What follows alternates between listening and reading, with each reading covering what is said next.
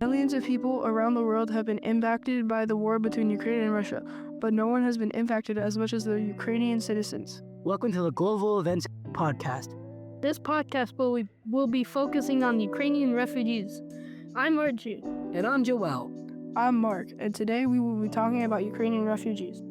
According to Asian News Monitor, there are many refugees due to the war because Ukraine and Russia, which started in 2022. Many homes and businesses have been destroyed. This is the reason why so many will have to leave their home, and they have no choice of staying risk being blown up. And according to CNN, missile attacks in Ukraine have caused widespread destruction and casualties.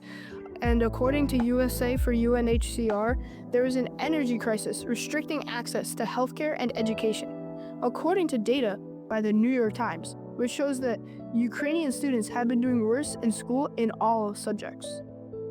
According to USA for UNHCR, refugees have been driven from their home due to heavy shelling. And according to the Vancouver Sun, Russian troops invaded a small village called Mariupol, causing hundreds of people to flee from that area and into other countries like Poland. But bombing isn't the only reason people have to flee. According to the Brandon Sun, as a result of the war, many people were faced with poverty and famine, forcing them to seek refuge. In fact, according to USA for UNHCR, a vast majority of refugees are going to countries in Europe, with 60% going to Poland. Some other border countries the refugees go to are Hungary and Moldova. I wonder if Polish schools can handle such an influx of kids. Poland is having difficulties accommodating all the new people.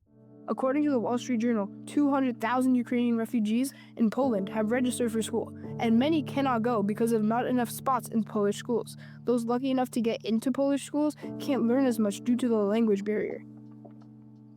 According to UNICEF, another obstacle is having to walk for days to the Polish border.